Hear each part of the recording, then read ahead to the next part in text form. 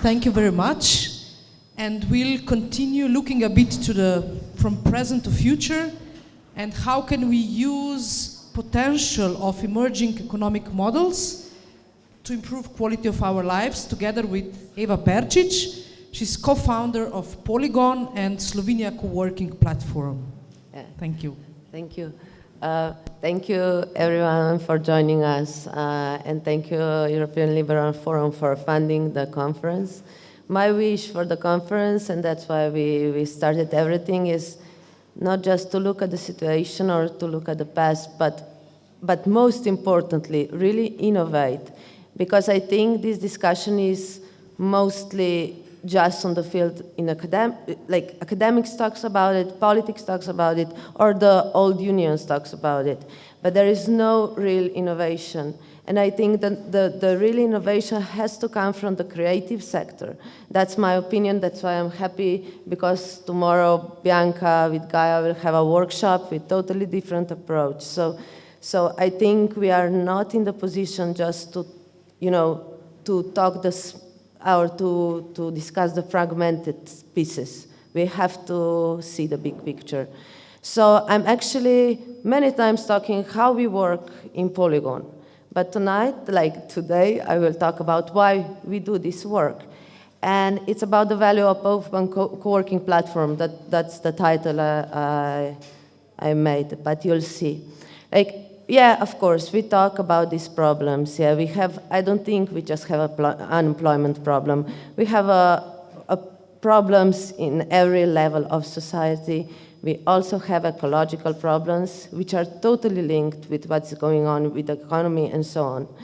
So these are the problems, and we all know about it, and since the last 7 years, we are just talking about this. But we still lack the macro strategy, what to do about it. So when I hear the political discussions, it's all the time just taking some bits and just taking some really fancy small solutions that you get the political points. And it's happening all the time in all the fields. So I really think it's like a bit not mature to be that, like to act in that kind of way, because you have all this population, and I'm happy today because there are actually really young people here, and we are all freelancers, I think, since forever. So we really see the things from the outside. I'm also a researcher, but as a researcher, I found out I cannot work in academic context, because as a social researcher, I have to go out and work on the field. And so the consequence of it is that I'm running Polygon now. But it was not actually my choice. It's just that I think really something should be done, and to combine a lot of knowledge. But what I want to start is just by questioning the action. Like we all know this active labor market policy to get a subvention that you become a freelancer. It's widespread throughout Europe. And it's actually encouraging people to become self-employed. I think it's a part of the people who want to be self-employed. I never want to have, I don't want to have a regular job. But I also see on regular basis, on daily basis, people who are actually forced. It's not their choice. It's the only choice to get this money and then to do something with your career. So I think that's a fact, and I didn't see any survey really honestly showing how big portion of these people is actually forced to be self-employed. The other thing is the meme I really hate is to make your own career, You should make your own career. We put so much money in the banks. We wasted so much money that for all your young generation of people, now it's on you to solve the problem, so take care of your job. It's the most common meme in political space. So that's the thing. I'm just listening all the time.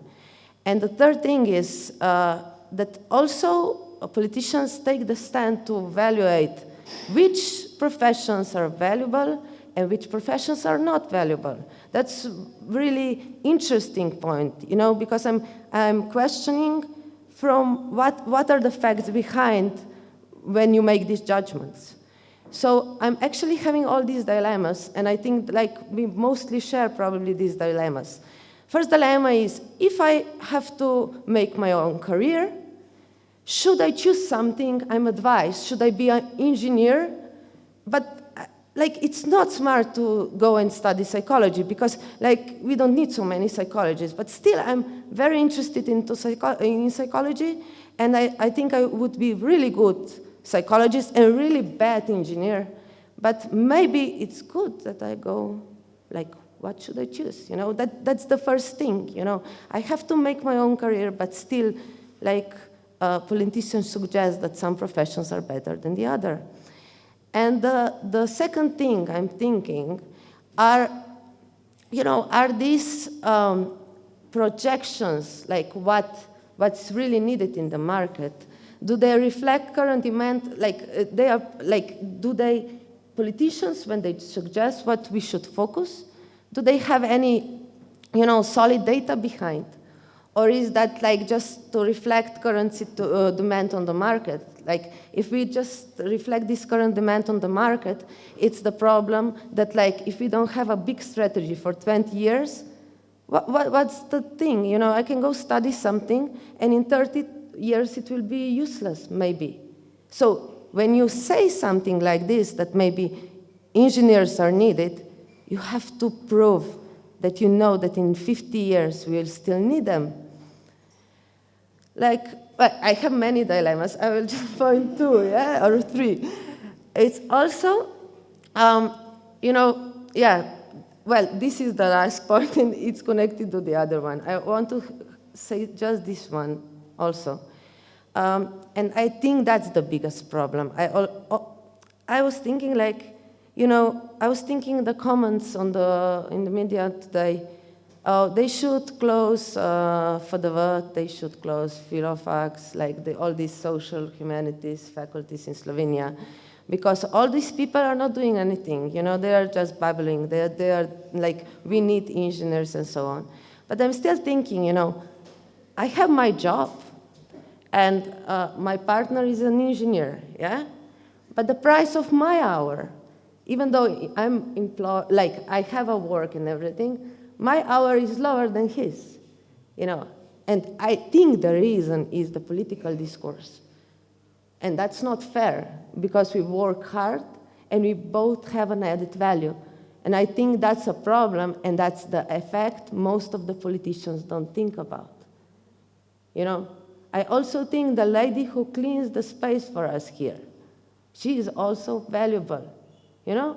And I think it's that the problem of this public discourse and rhetoric, that it fails, you know, it fails long term. And so, yeah, but I don't want to talk about the problems, because I hope, Bianca, tomorrow we will really think of something new. And what I think is that all these discussions are very fragmented, and there is no holistic solutions. So maybe we should get like different perspective, and we think diversity, and we think abundance, you know, that's like totally different what is now in political and economical and social discourse. Like, if we think about the nature, and we think about the ecosystem of the nature, you know, one animal got extinct, one plant got extinct, and the whole ecosystem can be shaken. You know, they are all important, you know, in the ecosystem. And the nature is much smarter than we are. You know, nature thinks differently. Also, the second point is, like, neuropsychologists finally proved, you know, you don't have this theory, like this theory about left and right hemisphere failed. You know, you need many brain centers to interlink for real creativity, you know? So it's like the same in Polygon. Like, we don't stay, like, we don't have this left brain, left hemisphere profession or right hemisphere professions here. We connect all. And what's more importantly, and I'm happy that we talk about the industrialism today already, is if we think back, You know, we have to go before the industrial times to understand why the industrial society, like the industrial era began. It was all rooted in Renaissance. And the Renaissance made a pool of knowledge which was taken out, you know, and used as innovations in industrial age. And it started as a cultural movement. The engineers didn't start it. It started as a cultural movement, and also they praised the Renaissance man.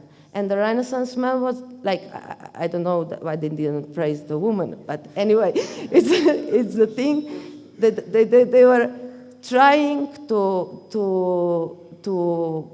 tell people the polymaths are very important. The person who is a painter and engineer at the same time, and it goes, you know, back and forth and so on.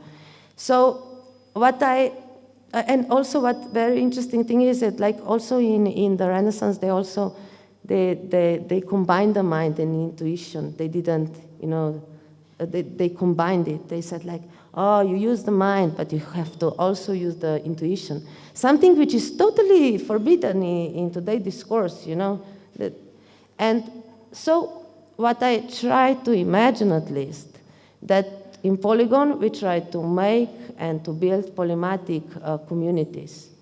Because I think we need these polymatic communities to make the real inventions.